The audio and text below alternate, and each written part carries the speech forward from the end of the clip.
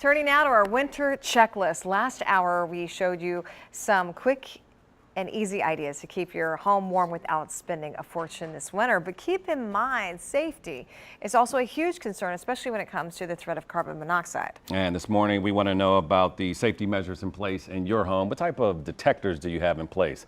Smoke, carbon monoxide, both, or not sure? Now you can weigh in right now at WXYZ.com/vote. In the meantime, 7 Action News reporter Matthew Smith is in Royal Oak with more on what we need to know about carbon monoxide. Matt?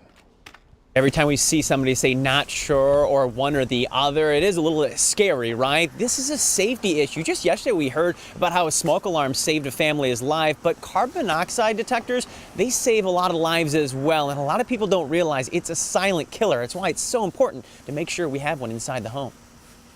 They're not a lot of calls, but they're deadly. It's the silent killer. This year, Southfield Fire Chief Menifee tells me they've had roughly 35 carbon monoxide runs. A scary concern since it can lead to death. Which is why our earlier Don't Waste Your Money report this year was so eye-opening. 3 alarms were on the market, either at eBay or Amazon, being sold without a UL label. All 3 failing testing performed by Consumer Reports.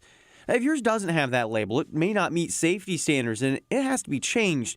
It's not all to watch out for inside your home. Power strips are a big problem. Look at what happened when someone actually plugged in a space heater to one in Oregon. Yes, that's a big no-no. Don't overload them. They can catch on fire. We've had fires where the power strips have actually melted and been destroyed. Candles are a huge issue around the holidays. And then there are trees. Make sure you're keeping them watered and away from heat sources. If you don't, your home could go up in smoke. And believe it or not, there's roughly 230 Christmas tree fires in the U.S., often deadly.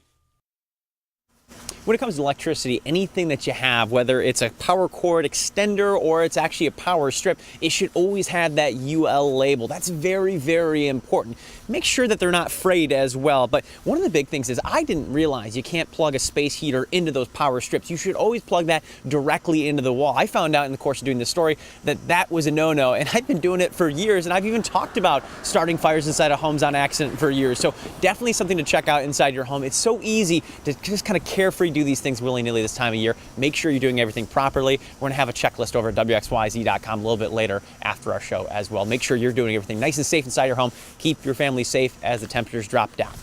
Now we're live this morning. Matthew Smith, 7 Action News. I didn't know that whole space heater should be plugged in directly to the wall and not a power strip thing either, Matt. So learned something new. Appreciate it. Time now 6:44. We do want to know what you have to say about this. Do you have a smoke detector in your home, a carbon monoxide detector, both, or maybe you're not so sure what you have, if anything? You can weigh in right now. We have a live interactive poll going on WXYZ.com/vote. You can even head to our mobile app where we send a push alert. We will have the final results for you at the end of this newscast. But right now, most people who are voting this morning are saying they have both, which is fantastic.